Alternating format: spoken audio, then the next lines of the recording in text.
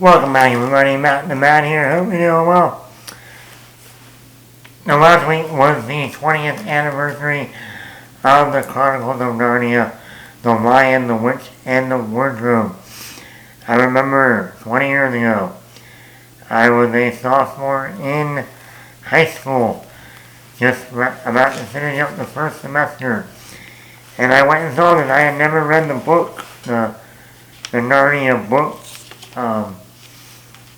And this was coming out 2 years after the last Lord of the Rings movie.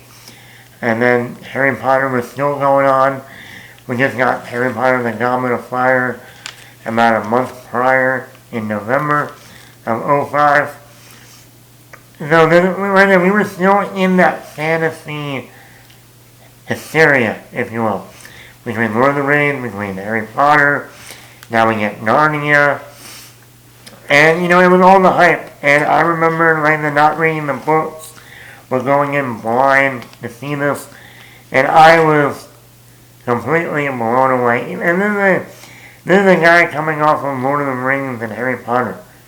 I mean, I was still in wonder and awe watching this movie. Obviously, one of the main things is James McAvoy made his acting debut as Mr. Tumnus in this film, as the half man, half fawn. And after that, I always, even after this movie came out, for a long while, that's all I saw was Mr. Tumnus, whether it was in Wanted, whether it was in Atonement. And look at James McAvoy now, look at his career in the last 20 years. Or you got Tilda Swinton as the villain, the White Witch. Another standout performance from her. Liam Neeson as the voice of Aslan, the lion.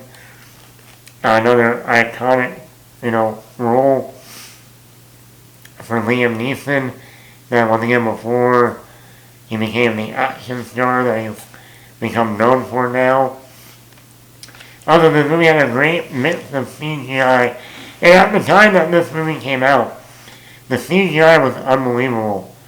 The animals on Aslan especially.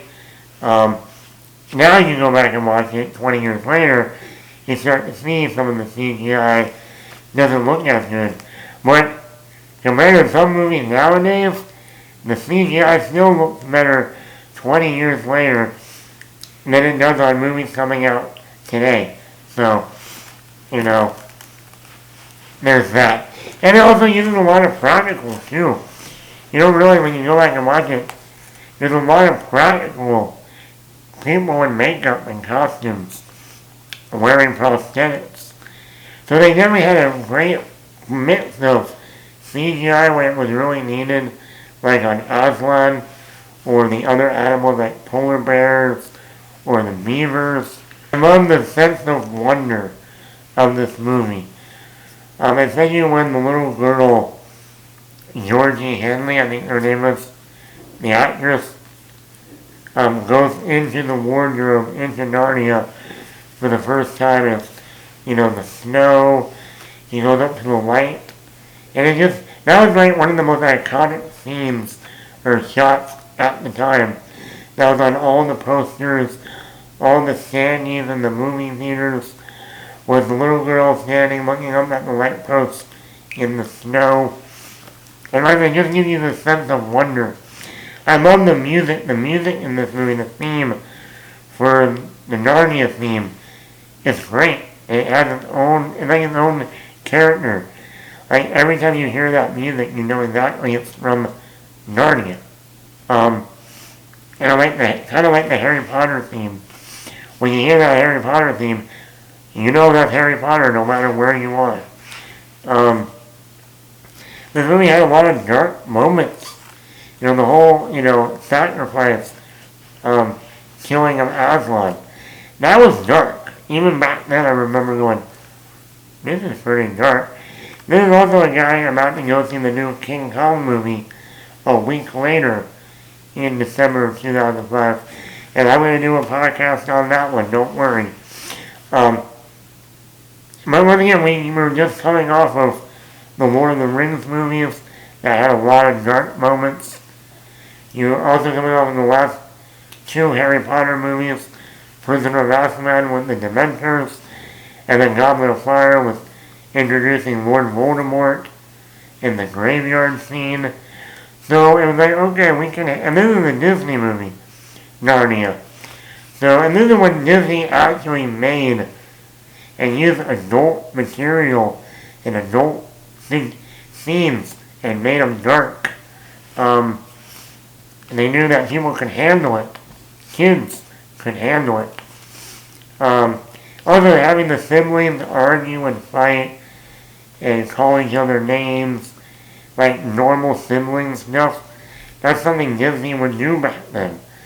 Nowadays, Disney has to be all politically correct, if you will. You don't see that anymore in Disney movies.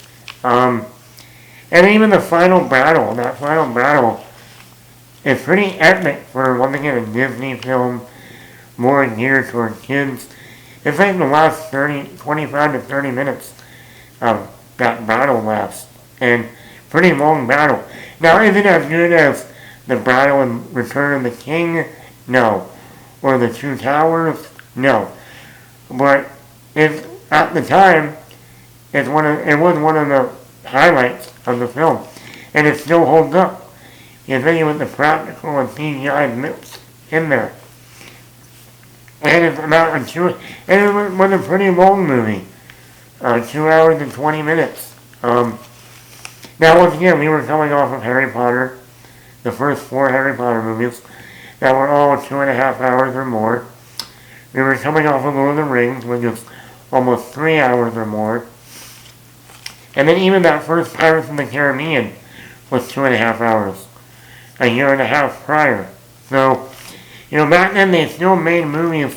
They understood that kids will see a 2.5 hour movie. And then before Netflix or streaming. And also the director, Andrew Adamson. I don't know what happened to this guy. This guy made the first 2 Shrek films that put him on the map. 2 of the best Shrek movies. And then he went on to do, after Shrek 2 in 2004, he did this movie, the Narnia film, in 2005. And he did the second Narnia film, Prince Caspian, in 2008. And since then, we haven't seen him since. He made 2 great Shrek movies, 1 excellent Narnia film. I wasn't too big on the second one, but it still wasn't bad, and then he just disappeared. And it's also interesting that the actors that played the kids really haven't done much. I think the girl who played the older sister, she was on some CW show, and she was in the Nun 2 a couple of years ago. And I think the little girl, Lucy, I think she's done some movies or TV, but the 2 boys, I haven't seen anything from them. But yeah, let me know in the comments below, are you a fan of the Chronicles of Narnia, The Lion, the Witch, and the Wardrobe? Can't believe it's been 20 years. Wow.